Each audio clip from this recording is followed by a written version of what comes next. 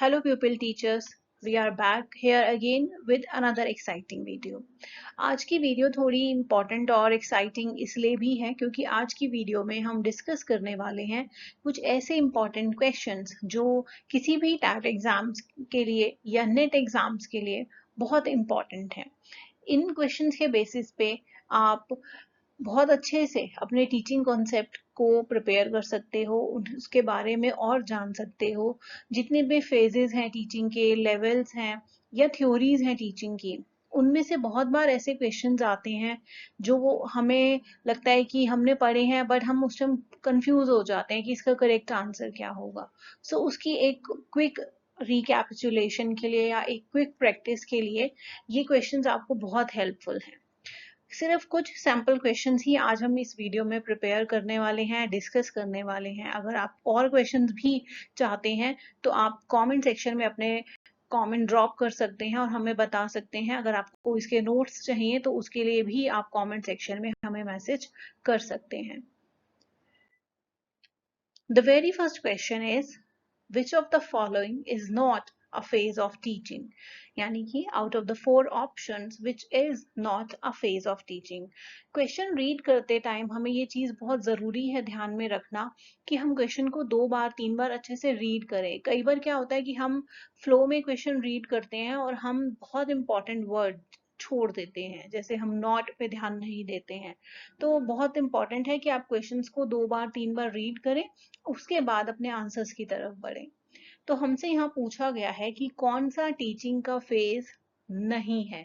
तो हम अगर देखें तो टीचिंग के 3 फेजेस हैं, pre active, interactive and post active phase. So it means the reflective is not a phase of teaching. Reflective is a level of teaching. So questions को ध्यान से रीड करना और उसके बाद अपने आंसर्स को फाइंड आउट करना बहुत इंपॉर्टेंट है। Next question is, at the memory level of teaching, the main focus is on.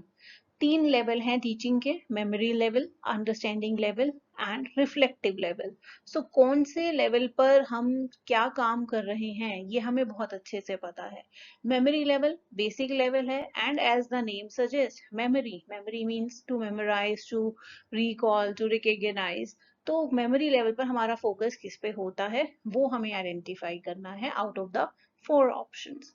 The first option is understanding concepts, recalling facts, problem solving, application of knowledge. So memory, as the name suggests, recalling the facts. So the correct option will be B, recalling the facts. Understanding of the concept and application of knowledge जो है ये understanding level पर होता है और problem solving reflective level पर होता है। Third question, who proposed the cognitive development theory relevant to teaching? It means कि क्यों cognitive development theory किसने दी है? Who gave this theory? जो cognitive development theory है which is relevant to teaching. B.F. Skinner, Jean Piaget, Levi-Vygotsky, Jerome Bruner. So the correct option is Jean Piaget, who has given the cognitive development theory relevant to teaching. Next question, in the pre-active phase, the teacher mainly. It means कि pre-active phase में जो teacher है वो क्या काम करता है। pre-active phase वो phase है जो teaching से पहले होता है। So उसमें teacher क्या कर रहा है? teacher उसमें प्लानिंग करता है, सारे ऑब्जेक्टिव्स को फाइनल आउट करता है, अपनी प्रिपरेशन करता है। So other 4 options are plans the lesson, interacts with students, evaluates performance and assigns homework. So clearly है, हमने बात भी कर ली कि प्रीएक्टिव फेज में क्या होता है। It means the teacher plans और prepares the lessons. Interaction with the students and assigning homework, ये दोनों हमारे इंटरएक्टिव फेज में होते हैं, whereas evaluation हमारा पोस्ट एक्टिव फेज में होता है।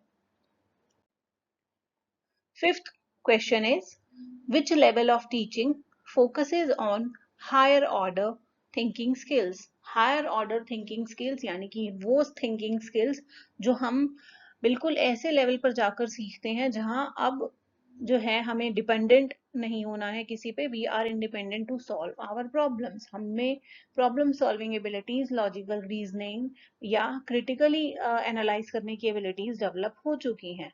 सो वो कौन से लेवल पर होती हैं? मेमोरी लेवल पर, अंडरस्टैंडिंग लेवल पर, रिफ्लेक्टिव लेवल पर, या फिर एप्लीकेशन लेवल पर?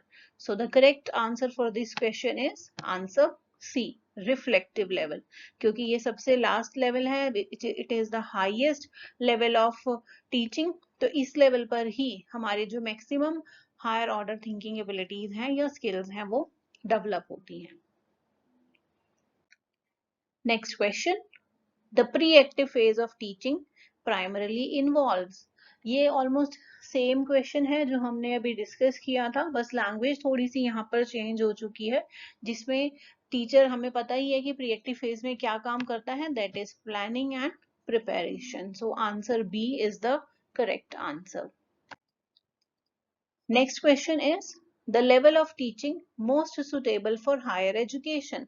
कौन सा लेवल है जो हायर एजुकेशन के लिए सुटेबल है? अब ऐसे क्वेश्चंस में क्या होता है, जनरली हम देखते हैं ऑल ऑफ दीज, तो हमें लगता है कि सारे लेवल्स हमारे ठीक हो सकते हैं या सारे लेवल्स हमारे हायर एजुकेशन की तरफ लीड करते हैं एक तरीके से, बट नहीं, यहाँ पे आप एक टर्म जो मिस कर रहे हैं, दैट इज मोस्ट सुटेबल। तो हमें मोस्ट सुटेबल के हिसाब से देखना है, and for most suitable term अगर हम देखें तो हायर एजुकेशन के लिए है रिफ्लेक्टिव लेवल, क्योंकि it is the highest level of teaching. तो सबसे ज्यादा सुटेबल हायर एजुकेशन में यही माना जाता है, क्योंकि हायर एजुकेशन में ना तो हम मेमोराइज करा सकते हैं, ना हम अंडरस्टैंडिंग को डेवलप कर सकते हैं। उस टाइम तक अंडरस्टैंडिंग बच्चे की डेवलप हो जानी चाहिए। So that is reflective level. Next question, cognitive theory of teaching emphasizes, it means कि cognitive theory of teaching किस चीज पर emphasize करता है? Trial and error, drill and practice, imitation, learners mental processes. So the correct answer for this is learners mental processes, क्योंकि cognitive theory है, cognition is related to knowledge, cognition is related to information, brain. So सारी mental जो activities हैं वो इस theory के अंदर आती हैं। वेयरएज जो ट्रायल एंड एरर है वो लर्निंग पर बेस्ड है, drill and practice is also related to learning, imitation is also related to learning, but cognitive theory of teaching जो है वो मेंटल प्रोसेसेस, लर्नर की मेंटल प्रोसेसेस के साथ डील करने की एक थ्योरी है। Next question is, the Ghanese hierarchy of learning is mainly based on. गैने की जो hierarchy की लर्निंग है वो किस पर बेस्ड है? ये थ्योरी का क्वेश्चन है, थ्योरीज ऑफ टीचिंग का क्वेश्चन है कि किस बेसिस पर जो हायरार्की है गैने ने वो डिसाइड की है। The options are stimulus response theory, cognitive development, behavior modification, and reflective practice. So the correct answer for this is cognitive development. Cognitive development क्यों? क्योंकि वह हायरार्किकल ऑर्डर है, स्टिमुलस रिस्पॉन्स उसका एक पार्ट है, बिहेवियर उसका एक पार्ट है, प्रैक्टिसेस उसका एक पार्ट है, बट कॉग्निटिव डेवलपमेंट जो है वो पूरी की पूरी जो है हमारी थ्योरी कहने की वो इसी कॉन्सेप्ट के ऊपर बेस्ड है। Next question is, Brunner's theory of instruction highlights, यानी कि ब्रूनर की जो थ्योरी ऑफ इंस्ट्रक्शन है वो किस चीज को हाईलाइट करता है, किस चीज पे फोकस करता है? Discovery learning, habit formation, conditioning और drill method. The correct answer is discovery learning, because Bruner believes in discovering things. बच्चे को अपने आप से डिस्कवर करना है, बच्चे को अपने आप से काम करना है, इंडिपेंडेंट हमें बनाना है बच्चे को, खुद से उसके अंदर लर्निंग बाय डूइंग बेसिकली बच्चे के अंदर होना चाहिए। सो इसलिए discovery learning is the correct option for this question. Next question, which theory stresses observable behavior change as the goal of learning? कौन सी थ्योरी है जो ऑब्जर्वेबल बिहेवियर चेंज को लर्निंग का एक गोल मानती है? तो behaviourist theory, cognitive theory, humanistic theory और कंस्ट्रक्टिविस्ट थ्योरी। इफ अगर मैं इसको डायरेक्टली लिंक करने की कोशिश करूं, so cognitive theory is not related with the behaviour part, humanistic is not related, constructivist is also not related. The direct answer for this is A, behaviourist theory, जिसमें goal of learning के basis पे behaviour में observable changes देखे जा सकते हैं। On the basis of learning, on the basis of knowledge acquisition हम बच्चे के अंदर ऑब्जर्वेबल बिहेवियरल चेंजेस देख सकते हैं, इसलिए ये थ्योरी इसका पार्ट है। Next question is which of the following activities belongs to the preactive phase. अब हमने पहले भी ये क्वेश्चन डिस्कस किए, बट हमें पहले क्वेश्चन में आंसर्स मिल रहे थे planning and preparing, but now the options are different. The options are setting teaching objectives, giving assignments, conducting oral test and giving feedback. So यहाँ पर हमें सिर्फ प्रीएक्टिव फेज की एक्टिविटीज बतानी है. So हम वहाँ पे असाइनमेंट्स नहीं देते, असाइनमेंट हम इंटरेक्टिव फेज में दे रहे हैं, ओरल टेस्टिंग हम इवालुएशन के अंदर कर रहे हैं, फीडबैक भी हम इंटरेक्टिव और पोस्ट एक्टिव के अंदर देते हैं, बट हम ऑब्जेक्टिव्स को सेट करने का काम प्री-एक्टिव फेज के अंदर करते हैं. So the correct answer is setting teaching objectives because it is also a part of planning. Next is in the interactive phase a teacher's role is mainly two. अब बात करें इंटरेक्टिव लेवल की, ये वो लेवल है जहां पर teacher highly active होता है. जो उसने प्लानिंग की है, now it is the phase of implementation. तो इस फेज में टीचर का काम क्या है? कंटेंट को प्लान करना, facilitate learning through questioning and discussion, prepare the timetable और conduct final grading. Planning and preparing दोनों क्रॉस हैं, क्योंकि planning और preparing टीचर प्री-एक्टिव फेज के अंदर करता है. Conduct final grading, that is the part of post-active phase. So the correct answer will be facilitate learning through questioning and discussion. The answer B. Next is during the post-active phase, evaluation is done too. Post-active, which is the last phase, which is also known as the evaluation phase. तो इस phase में हम evaluation कैसे करते हैं? Decide promotion of students only, assess achievement of objectives, avoid repeating lessons, or punish weak students.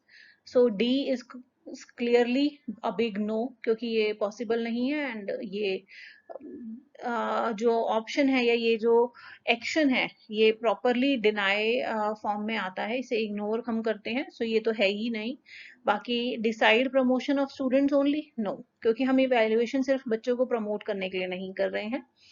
Avoid repeating lessons, no, क्योंकि हम repeat करते हैं, जहां हमें लगता है बच्चों को नहीं समझ में आया हम दोबारा समझाते हैं. सो पोस्ट एक्टिव फेज में हम इवैल्यूएशन करते हैं मेनली टू चेक और assess the achievement of our objectives. जो ऑब्जेक्टिव्स हमने सेट किए थे, जो ऑब्जेक्टिव्स हमने बनाए थे, वो ऑब्जेक्टिव्स हमारे कितने अचीव हुए, कितने नहीं हुए, और जो नहीं हुए उन पे हमें दोबारा किस तरीके से काम करना है. The next and the last question is reflective level is also known as. Reflective level, it is the highest level of teaching. तो इसे हम क्या बोलते हैं? Insightful level, drill level, habit level और recall level. सो ये जो नीचे के तीन ऑप्शंस हैं, ड्रिल, हैबिट और रिकॉल, ये नहीं हो सकते क्योंकि ये पार्ट है मेमोरी लेवल के. So the only option we are left with is insightful level, क्योंकि it is the highest level of teaching. यहाँ पर बच्चे के हायर और थिंकिंग एबिलिटीज डेवलप हो चुकी हैं, तो इसका जो डायरेक्ट कनेक्शन है वो है हमारी इंसाइटफुल लेवल से. It is also known as the most thoughtful level. अगर आपको इंसाइटफुल लेवल ऑप्शन नहीं आता है तो आपको ऑप्शन मिलता है द मोस्ट थॉटफुल, तो आप द मोस्ट थॉटफुल को टिक कर सकते हैं. So this is the right option for this question. You are capable of more than you. So it is your practice, it is your direct connection with your learning, with your knowledge or information. So you know yourself very much better. और हम सिर्फ आपको guide कर सकते हैं, prepare करने में help कर सकते हैं, but it is only you who can prepare yourself very well. आज के वीडियो में बस इतना ही. अगर आपको और क्वेश्चंस की हेल्प चाहिए या आपको और क्वेश्चंस के नोट्स चाहिए, so you can drop message in the comment section. Thank you so much for watching the video. Do like, share and subscribe the channel if you find the video useful.